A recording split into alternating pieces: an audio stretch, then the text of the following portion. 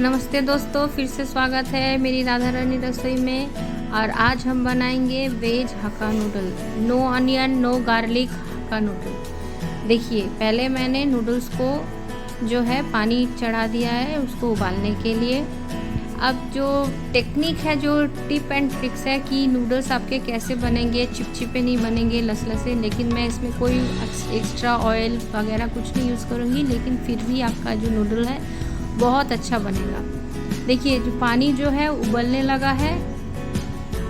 अब मैं इसमें उबलते हुए पानी में मैं कुछ नहीं, तेल भी नहीं डालूंगी, ना नमक डालूंगी। बस नूडल्स को मैं उबलने के लिए रख दूंगी। और नूडल को कितनी देर तक पकाना है वो मैं आपको आगे दिखाऊंगी।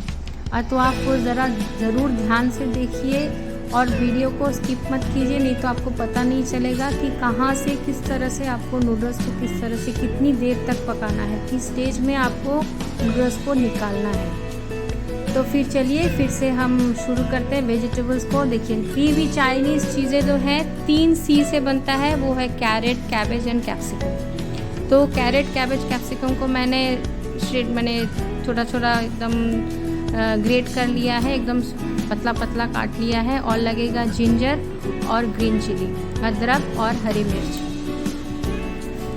अब मैंने जो भी चाइनीज़ जो जितने भी बनते हैं वो हमेशा पतले कढ़ाई में बनते हैं। तो देखिए, मैंने एक पतला सा कढ़ाई लिया है और उस कढ़ाई में मैंने तेल डाल दिया है। 2 से 3 चम्मच तक तेल मैंने डाला है।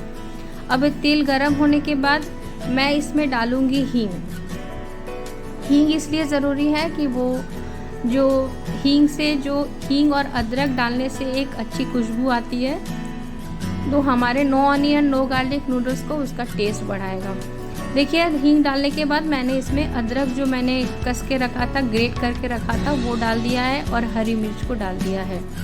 अब ये जो अदरक का टुकड़ा है वो लगभग 1 इंच के बराबर अदरक था, उसको मैंने अच्छी तरह से ग्रेट कर लिया है। और 2 से 3 हरी मिर्च मैंने छोटे छोटे काट के मैंने इसमें डाल दी है। अब जब तक ये ब्राउन नहीं होता है तब तक हम इसको कोई सब्जी नहीं डालेंगे। ये थोड़ी देर के लिए हम इसको ब्राउन होने देंगे। तब तक देखिए नूडल्स देखिए कब कितना पका है। अब देखिए, नूडल जो है वो उसको ज़्यादा गलाना नहीं है। अब देखिए, मैं आपको काट के दिखा रही हूँ। जो नूडल के बीच में देखिए एक पॉइंट थोड़ा वाइट है, बस उस पॉइंट को जो वाइट है उस पॉइंट तक ही हमें पकाना है। अगर इससे ज़्यादा पका लेंगे तो वो नूडल एकदम लिसा सा बन जाएगा, एकदम अच्छा नहीं बनेगा। और अगर आप इससे कम पकाते हैं तो वो कच्चा रह जाएगा। इस स्टेज पर ही हमें नूडल को निकाल लेना है। अब जब अदरक ब्राउन हो चुके हैं, मैं इसमें कैबेज यानी कि पत्ता गोभी डाल दूंगी और गाजर को डाल दूंगी।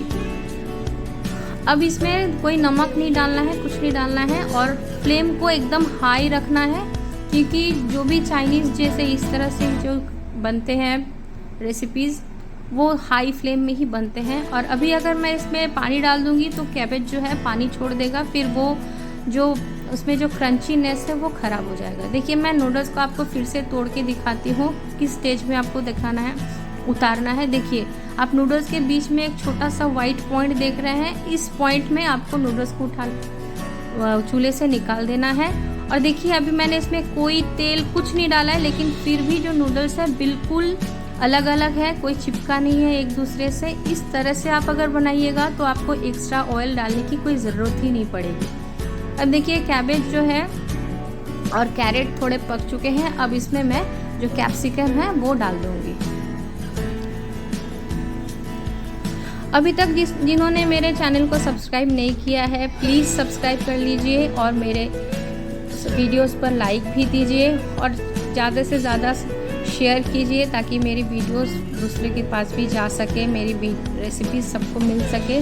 अब देखिए, जो गाजर है वो अभी थोड़ा कच्चा रह गया है, वो अभी तक पूरी तरह से पका नहीं है, इसीलिए थोड़ी देर मैं पकाऊंगी। देखिए, अब इस स्टेज पे देखिए थोड़ा थोड़ा ब्राउन होने लगा है जो कैबेज है, और गाजर भी थोड़ा पक चुका है। लेकिन वो देखिए गला नहीं है, गलाना नहीं है, हमें पकाना है।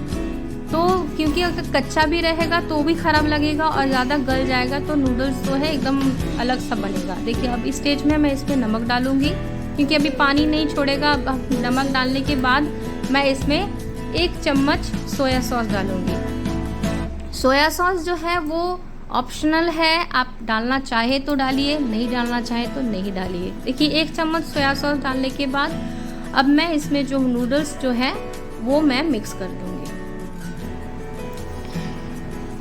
आप चाहें तो इसमें दूसरे sauce, tomato sauce, chilli sauce डाल सकते हैं, लेकिन मैं इसको आपको मैं बिल्कुल अलग सा रेसिपी दे रही हूँ बिना सॉस के। आप अलग से सॉस मिला सकते हैं। बहुत जन होते हैं जिनको सॉस पसंद नहीं होता है, ये उनके लिए है ये रेसिपी।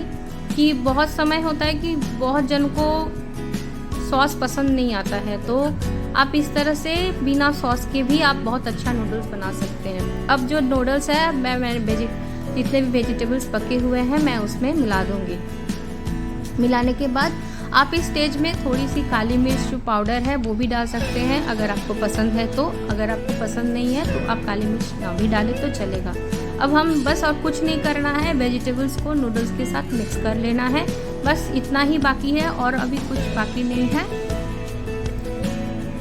अब देखिए अच्छी तरह से मिक्स करना ज़रूरी है क्योंकि जो नमक है वो हमने वेजिटेबल में डाला है, तो जो नूडल्स है उसमें नमक नहीं है, तो आपको मिक्स करना ज़रूरी है ताकि नूडल्स भी अच्छी तरह से नमक मिल जाए। देखिए पूरी नूडल्स जो है बिल्कुल तैयार हो चुका है। अब मैं आपको इसे सर्व करके दिखाती हूँ और आपको ये रेसिपी कैसी लगी मुझे ज़रूर कमेंट करके बताइएगा। देखिए बहुत अच्छा है ये, आप ब्रेकफास्ट में खा सकते हैं, टिफ़िन में खा सकते हैं, बच्चों को दे सकते हैं। और इसी के साथ नमस्ते, थैंक्स फॉर वॉचिंग।